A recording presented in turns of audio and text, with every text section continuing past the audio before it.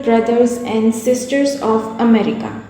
ये वही 5 शब्द है जिसे सुन करके एक साथ 7,000 लोगों की 2.5 मिनट तक तालियों की आवाज़ शिकागो के parliament of the world religion conference hall में गूंजती रही। जी हाँ, आप सभी ने सही सोचा है, मैं स्वामी विवेकानंद जी की ही बात कर रही हूँ। आज 12 जनवरी है और आज ही के दिन उनका जन्म हुआ था। उन्होंने हमेशा युवा शक्ति को प्रेरणा दी है और युवाओं के बारे में भी उन्होंने बहुत कुछ बताया है और इसी के कारण हर वर्ष भारत देश में युवा दिवस मनाया जाता है और आज भी मनाया जा रहा है। तो आज के इस वीडियो को शुरू करने से पहले नमस्कार, मेरा नाम मैत्री अमीन है और मेरे YouTube चैनल मोटिवेशनल वीडियोस पर आप सभी का स्वागत है। यह वीडियो देखने के लिए आप सभी का धन्यवाद करती हूँ और आप सभी को बताना चाहूँगी कि इस वीडियो को पूरा देखें और अगर आपको अच्छा लगे तो इस YouTube चैनल को सब्सक्राइब करें, वीडियो को लाइक करें और आपके परिचितों को शेयर करें ताकि हमारे देश के युवा जागरूक हों, हमारे सनातन सभ्यता संस्कृति देश के प्रति और दूसरों को भी जागरूक करें। तो आइए शुरू करते हैं। नरेंद्रनाथ दत्त का जन्म 12 जनवरी 1863 को कोलकाता में हुआ था। बचपन से ही उनकी रुचि सत्य सनातन धर्म और आध्यात्मिक से लगी हुई थी।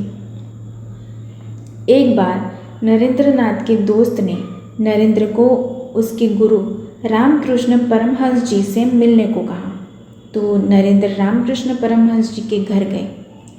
उन्होंने दरवाज़ा खटखटाया। रामकृष्ण जी ने दरवाज़ा खोला और नरेंद्र को पूछा, कौन हो तुम? तो नरेंद्र ने जवाब दिया, वही तो आपसे जानने के लिए आया हूँ आपके पास कि कौन हूँ मैं। उसी क्षण से रामकृष्ण परमहंस जी ने नरेंद्र को अपना शिष्य बनाया और नरेंद्र ने रामकृष्ण जी को अपना गुरु मान लिया। फिर रामकृष्ण परमहंस जी से शिक्षा प्राप्त होने के बाद रामकृष्ण जी ने नरेंद्र का नाम विवेकानंद रख लिया और तब से नरेंद्रनाथ दत्त को सभी लोग विवेकानंद के नाम से जानने लगे।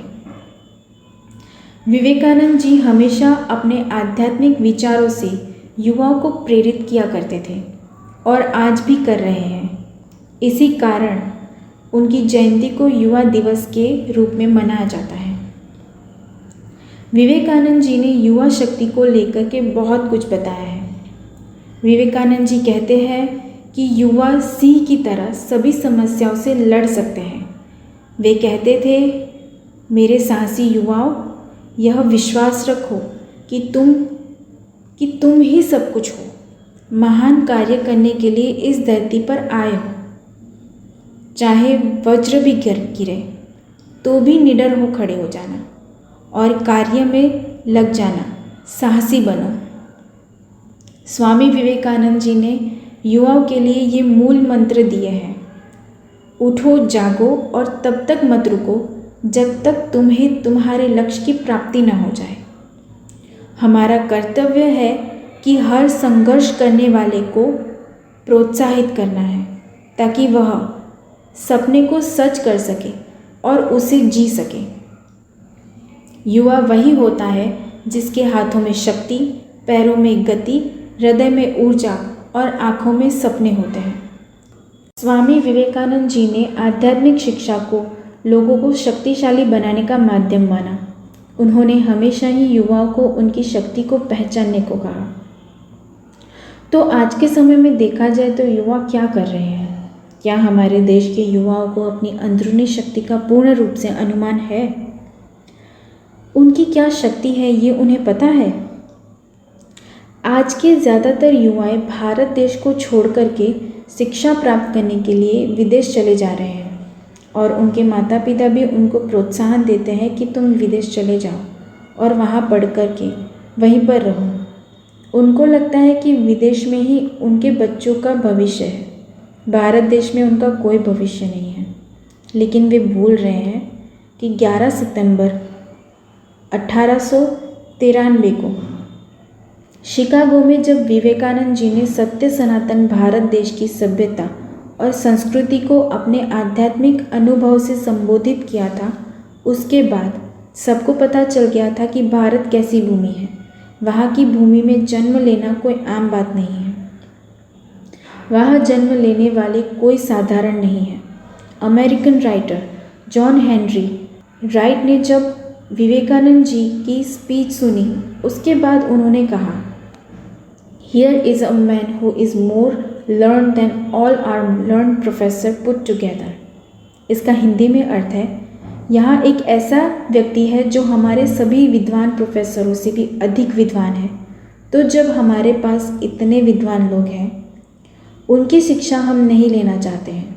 हमारे माता पिता के पास जो शिक्षा है वो हम नहीं लेना चाहते हैं। बस किताबी शिक्षा लेकर के पैसे कमाने हैं, अलग से कोई शिक्षा नहीं लेनी और कोई अलग से लक्ष्य भी नहीं लेना है। मेरे दोस्तों, पैसे ही सब कुछ नहीं है जीवन में। पैसे ज़रूरत है लेकिन सब कुछ नहीं है। बच्चे जब छोटे होते हैं तो माता पिता की उंगली पकड़ के बड़े होते हैं, और जब माता पिता बूढ़े हो जाते हैं तब वही बच्चे उनको लाठी दे देते हैं, जबकि उस वक्त माता पिता को अपने बच्चों की ज़रूरत होती है, ना कि लाठी की। तो आप सभी से निवेदन है कि बुढ़ापे में अपने माता पिता को अकेला ना छोड़ें, उनके साथ ही रहें। अभी वर्तमान समय में सभी यही कहते हैं कि शिक्षा ज़रूरी है। हाँ, शिक्षा ज़रूरी है, लेकिन कौन सी शिक्षा ज़रूरी है ये कोई नहीं बता रहा है। सभी यही समझ रहे हैं, स्कूल में जाओ, पढ़ो, फिर कॉलेज जाओ, डिग्री हासिल करो, यही शिक्षा की सभी बातें करते हैं। तो आइए इस विषय में स्वामी विवेकानंद जी के ये किस्से को आपके सामने लाना चाहते हैं। एक बार एक ब्रिटिश पत्रकार ने विवेकानंद जी से पूछा कि why can't you wear proper clothes to look like a gentleman. Swami Vivekananda replied, in your culture a tailor makes a gentleman, but in our culture character makes a gentleman. इसका हिंदी में अर्थ है, आप एक सज्जन व्यक्ति की तरह दिखने के लिए उचित कपड़े क्यों नहीं पहन सकते? स्वामी विवेकानंद जी ने उत्तर दिया, आपकी संस्कृति में एक दर्जी एक सज्जन व्यक्ति बनाता है, लेकिन हमारी संस्कृति में चरित्र ही सज्जन व्यक्ति बनाता है। तो इस किस्से से ये तो पता चल गया कि आजकल किताबी शिक्षा को ज़्यादा महत्व देने के कारण बच्चों को चरित्र के बारे में कोई कुछ नहीं बोल रहा है। बहुत कम माता पिता हैं जो अपने बच्चों को चरित्र की शिक्षा देने की कोशिश करते हैं, लेकिन आज के बच्चों में इतना विदेशी सभ्यता का नशा हो गया है कि वो कुछ सुनना ही नहीं चाहते और अपने माता पिता को उल्टा जवाब देते हैं। तो मेरी आप सभी से यही उम्मीद है कि स्वामी विवेकानंद जी ने युवा शक्ति को लेकर के जो बात कही है, सनातन धर्म को लेकर के जो कहा है और भारतीय संस्कृति को लेकर के जो कहा है, आप सभी अच्छे से समझ गए हैं और अपने जीवन को आज से ही परिवर्तन ज़रूर करेंगे। तो मेरे दोस्तों, आज युवा दिवस है, तो आज आप सभी से निवेदन है कि आप सभी अपनी अपनी आत्मिक शक्ति को पहचान लीजिए और पूरे विश्व को सत्य सनातन धर्म का परिचय दीजिए। सत्य सनातन धर्म के बारे में सबको पता है, लेकिन उसकी धारणा, चाल चलन, मर्यादा क्या है, किसके प्रति कैसा बर्ताव करना है, किसके साथ कैसे रहना है, ये पता नहीं है। तो आप सभी से निवेदन है कि स्वामी विवेकानंद जी की किताब और उनके द्वारा दिए गए आध्यात्मिक शिक्षा को सुने, पढ़ें और अपने जीवन में धारण करें और सनातन धर्म के झंडे को पूरे विश्व में लहराएं। तो आप सभी से यही उम्मीद है कि आप आज के दिन दृढ़ प्रतिज्ञा करें कुछ कर दिखाने की। तो इस वीडियो को यही समाप्त करते हैं। भारत माता की जय। वंदे मातरम। धन्यवाद।